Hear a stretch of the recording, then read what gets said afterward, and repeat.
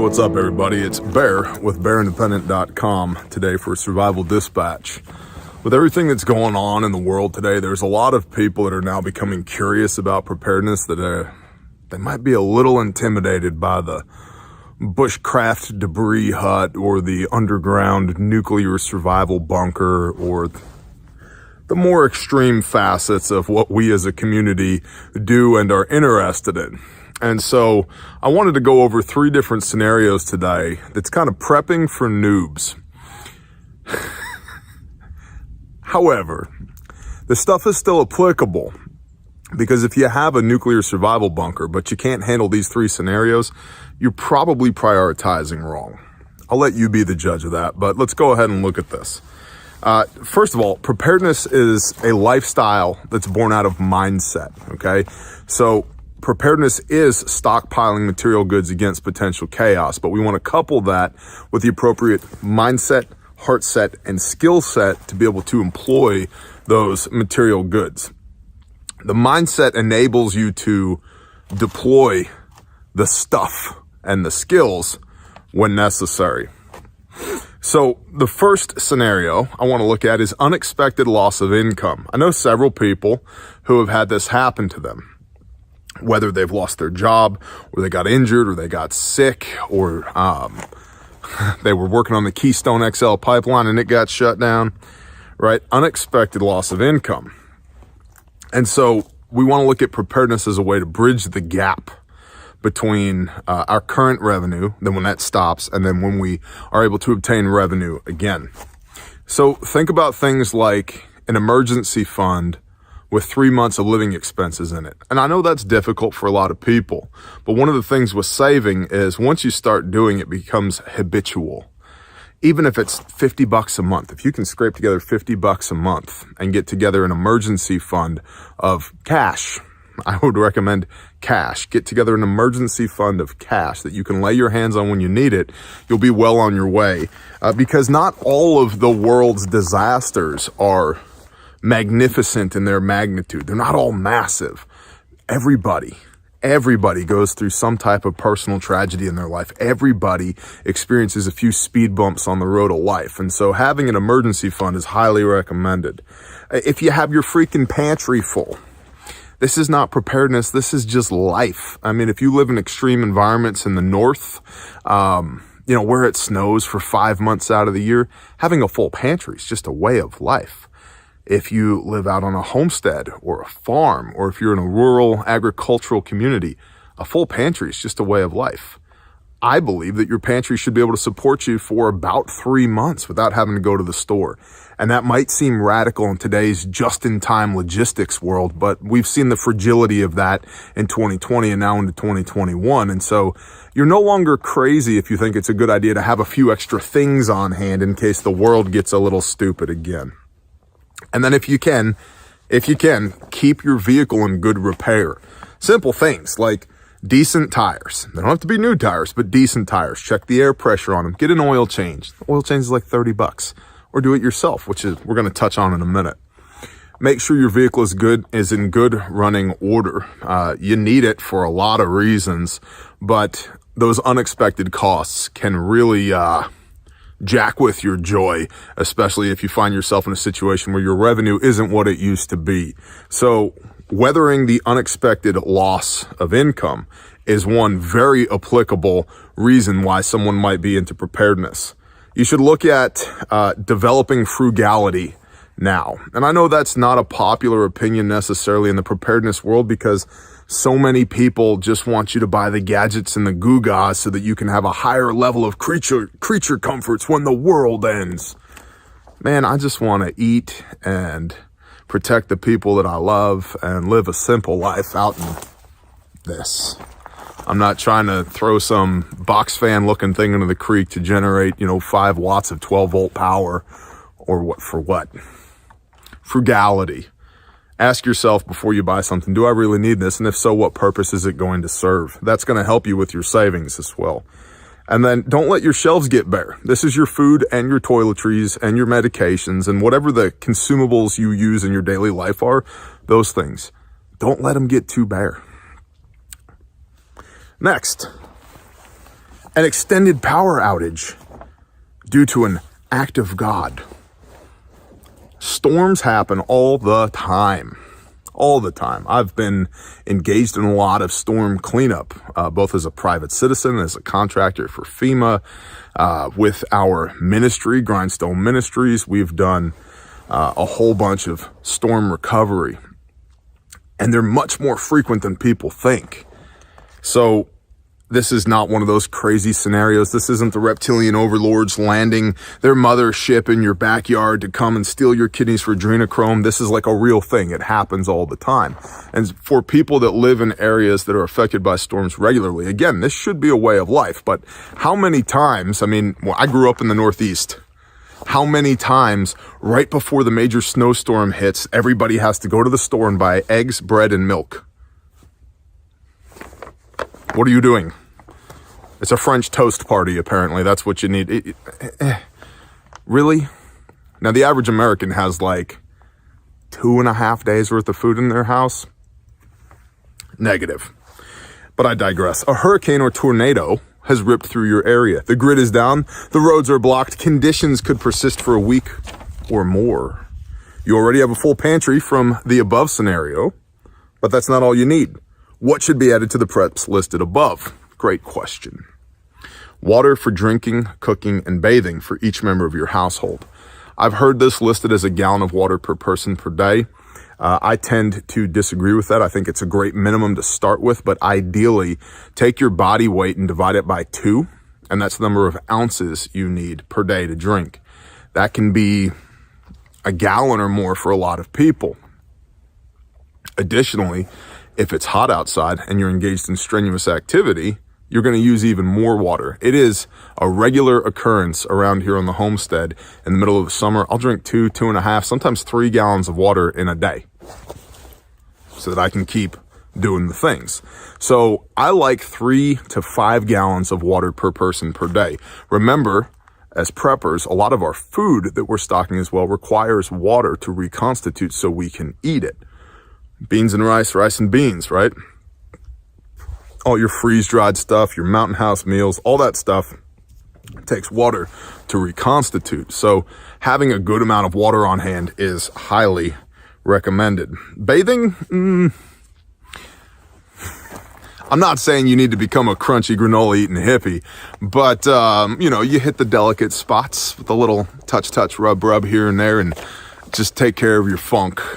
You don't necessarily need to be drawing a bath for yourself and everybody in your household every day, but it is good for morale here and here to keep your body clean, to say nothing of it helps prevent disease in a prolonged situation.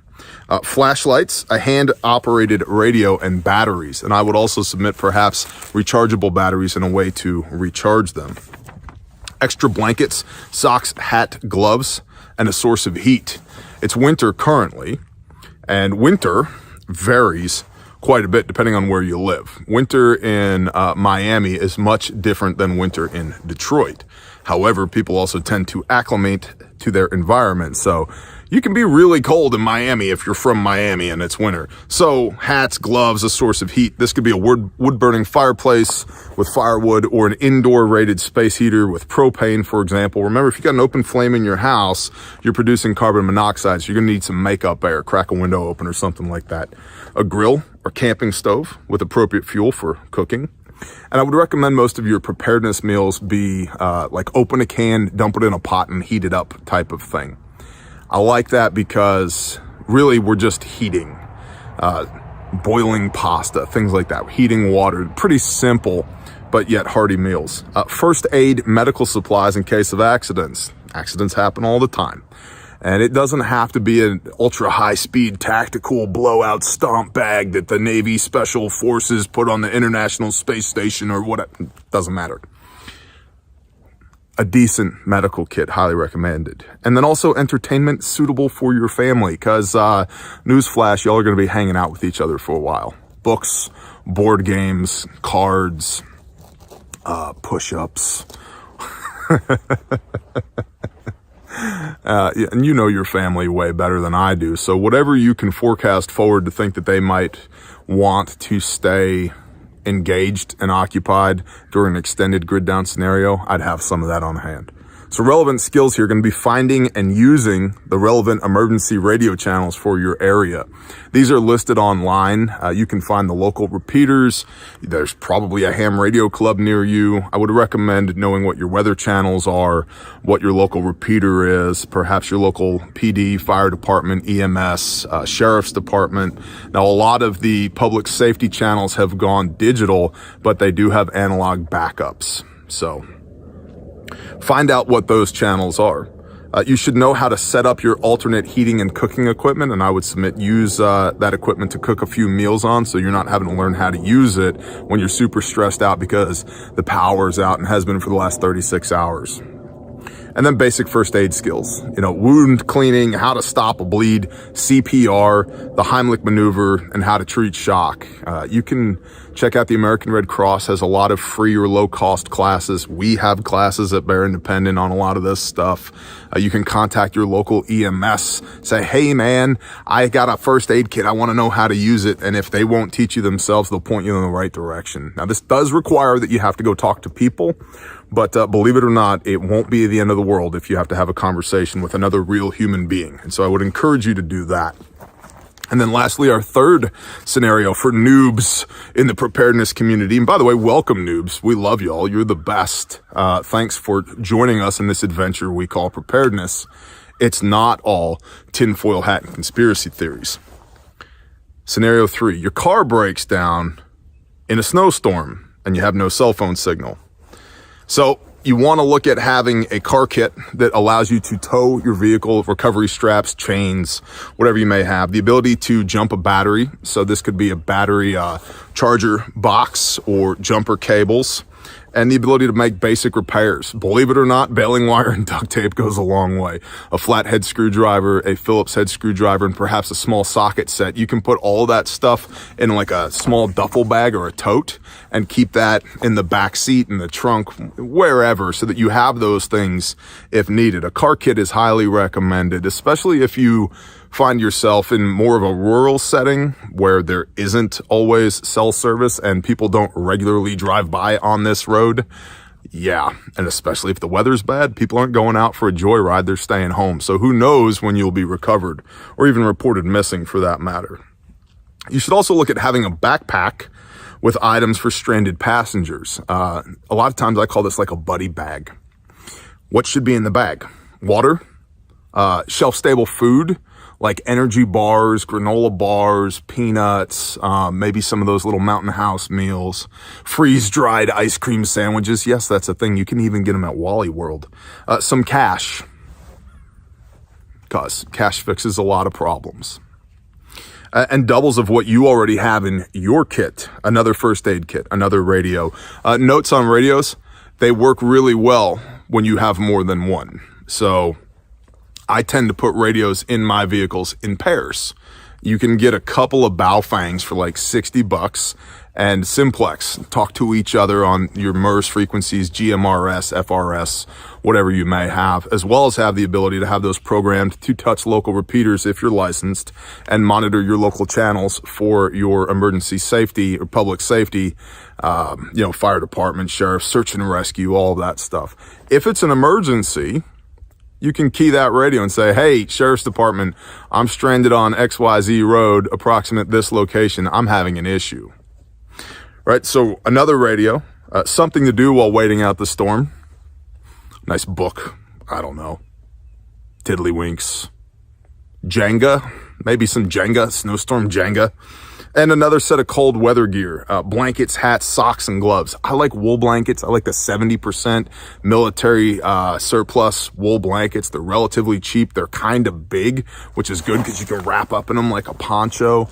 And I'm just a fan of those wool blankets. And wool retains some of its insulating capability even when it's wet. You may also want to add maps and a GPS to your vehicle. Highly recommended at least that you have maps of your area of operations, your AO. You might also consider some walking shoes. And if you add those things, now you got a little go bag put together, ready to go.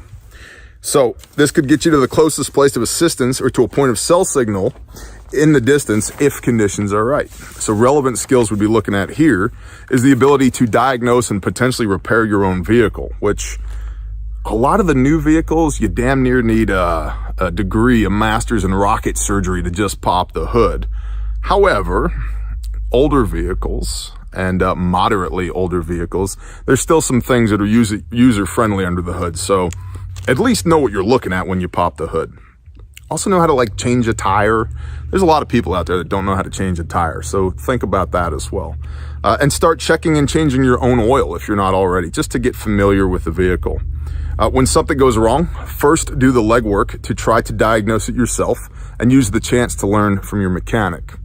So we've got 3 scenarios here for preparedness noobs or for evangelizing to people who are now new to preparedness or slightly interested in preparedness because the world's been going kind of crazy the last 15 months or so. So if they're all, well, I don't want to act crazy and be one of those prepper people. I'm not asking you to act crazy and be one of those crazy prepper people. I'm saying there are real world scenarios that you could benefit from a little bit of preparedness, like your car breaking down, like a major storm, like a breaking your income due to job loss or illness or injury, right? This is real stuff. This happens every day all around the world. And so, ounce of prevention is worth a pound of cure. So, preparing for these 3 scenarios would prepare you for acute emergencies, like severe weather events, chronic problems, like 3 months of unemployment, basic medical emergencies at home or while traveling, and challenges to your vehicular mobility. Quite a skill set right there for somebody who's brand new, right? And so starting out can be a little bit overwhelming. A lot of people are so overwhelmed that they live in denial of the impending challenges that are coming. Not us.